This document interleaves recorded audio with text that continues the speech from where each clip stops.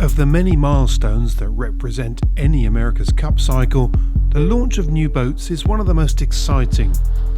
One by one, years of work, tens of thousands of man-hours of design, build and fit out are revealed. As the curtains are drawn back on each one, you can almost feel the wave of nervous expectation flood out from the base as each team's new machine is revealed to the world. After years of secrecy, there's no hiding now. This is a big moment for everyone. But this time there's even more at stake, because unlike many previous Cups, teams are only allowed to build one AC75. Not only that, but even if they have a spare, they're not allowed to do any two-boat testing or even line up against another team in a friendly. Instead, whether you're a challenger or defender, you're on your own for the next 3 months. And that means pressure. Be it sliding out through the team-based doors or dropping the skirt. Be it a fanfare or a private affair. Reveal day is a big day.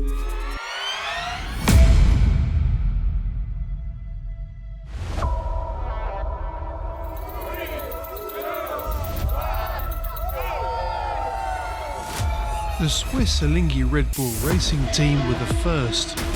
In the weeks leading up to the launch, the Swiss had hinted that their new AC75 would be radical. And as we got a first glimpse, it was clear they were right. Alinghi Red Bull Racing are the first Cup team to reveal their weapon of choice for the 37th America's Cup. And the launch was done with the usual Alinghi flair.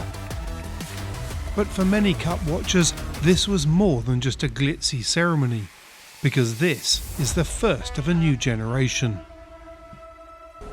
Now, for the boat christening, we're seeing her in the daylight. And the interesting thing is that the first impressions of this boat being quite extreme, gathered from the few images that we could see of her in the dark, turned out to be right. She certainly is extreme, and since she was first revealed, we've also had the benefit of seeing the Kiwi boat, which was launched next, and then Luna Rossa Prada Pirelli. And compared to those two boats, this boat, certainly on the outside when you look at her hull, appears to be quite a lot more extreme. One of the first things to stand out is her topsides, particularly as you move further aft. Here, where it's sort of cut away, it just comes to an abrupt end and goes into a transom platform back there.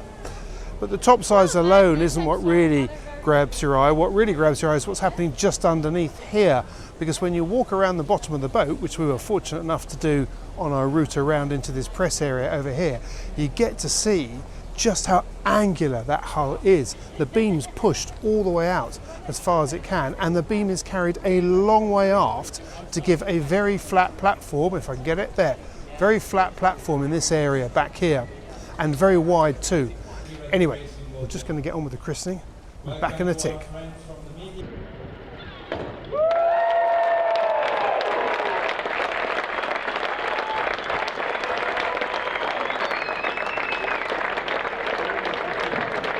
So what else stands out? First, there's a chine in the bow section. This could be to help with the bigger sea state in Barcelona. Her raised foredeck makes her look like a giant international moth. This could be an aerodynamic feature and or to satisfy the minimum volume restriction in the class rule. The small crew cockpits are a departure from last time, as there are now only 8 crew, including 4 cyclors. Below the waterline, there's a deep aggressive skeg that runs the full length of the hull.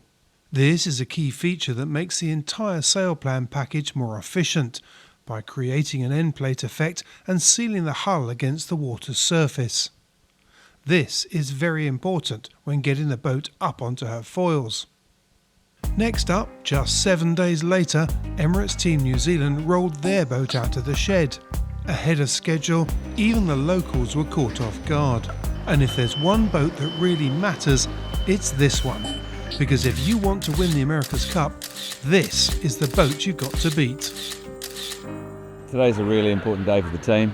It's been quite a few years to get to this point, and a huge amount of work from the design team, the build team, and also the shore team over the last 4 or 5 weeks for the fit out. Seeing it finally roll out of the shed and put the rig on, that's a major step forward. So it's really exciting. It's a good it's a good moment for the team, and it sort of signals the start of the final phase, really.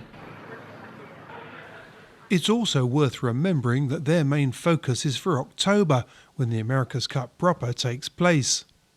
So in theory, their design focus will have been based on the weather conditions at this time. In contrast, the challengers have to design boats that will work across a wider range of conditions, from mid-August through to the end of October, as they fight out who's going to be the eventual challenger. Overall, it looks like a more modest approach than Alinghi Red Bull Racing. The skeg is shallower, less aggressive, and the bow has a fine entry with topsides that flare out quite quickly as you move aft. When you compare this to their previous 75, she's a more refined, slender-looking shape up forwards. The profile of the skeg is very similar to Alinghi in that it is flat in the forward sections and extends all the way to the stern. The sailing footage shows why this underside is so straight, as it runs parallel to the water's surface in order to achieve the best endplate effect. When it comes to her foils, there's not much to report here, as these are the ones they used in the last Cup and unlikely to be the ones that they'll use this time around. But aside from the reveal, to see them sailing so soon after launch was also impressive and says much for their quiet confidence. Given how important the psychological game is in the Cup, I wouldn't mind betting that being able to demonstrate this to the other teams was important to them. Pretty incredible to be able to sheet on and just do a few falling tacks straight off the bat. But yeah, the boat felt really good. Felt quite like we predicted it too, which is always nice as well. And I mean, with the Cup, this is an exciting time, right? You get to see what everyone's been up to for the last 2 years. So yeah, to wheel it out of the shed, finally have it out in the open, and be testing and developing on it is incredible. Following on from the Swiss and Kiwi launches, the Italians showed their hand as Luna Rossa Prada Pirelli unveiled their new AC75. As the champagne bottle broke across the bow, the curtains fell away to reveal another stunning-looking Silver Dream machine. As you would expect from the style-conscious team, the boat is striking, and if her previous sister ships are anything to go by, she'll be a talking point right through the Cup for her looks alone. But what can we see in this design? The first thing to note is that the silver hull finish makes it much harder to pick out specific details. But overall, it's clear to see that she's a very rounded design and less aggressive in her topsides than Alinghi. Having said that, her shear line doesn't prescribe the same smooth aerodynamic arc that you see on the Kiwi boat. Instead, the structure has fared around her 4 cruise stations. But she also looks much fuller and beamier in her aft sections. It's believed that one of the areas that design teams have focused on this time around is in making sure that their AC75s can get onto their foils quickly in light breezes. One way of achieving this is to minimise the wetted surface area to keep drag down to a minimum. The Kiwi boat has sections that draw in towards the stern, presumably to keep the hull form narrow. And while both boats have flat runs aft, Luna Rossa seems to carry her full beam further. On deck, the design is super clean and looks very much like the Kiwi boat. From the size and shape of the crew pods, it looks likely that the cyclors will also be in the 2 aft stations, the helmsman and trimmers in the forward 2 stations, just like Emirates Team New Zealand. Luna Rossa also launched their boat with foils and a rig from the last Cup, so there's plenty more to come. I mean, this boat is a new generation, it's the second generation of this rule, so it's quite different compared to 2021, to the 36 America's Cup.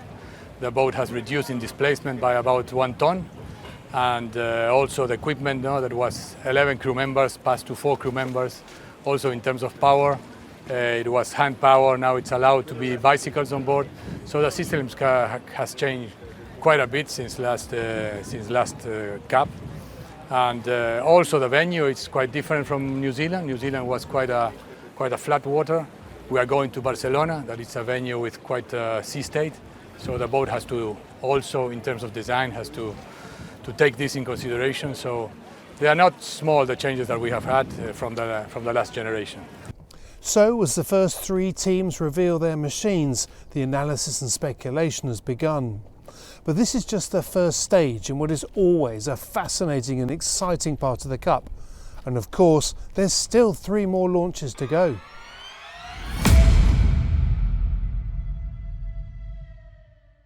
A sustainable future. Yanmar.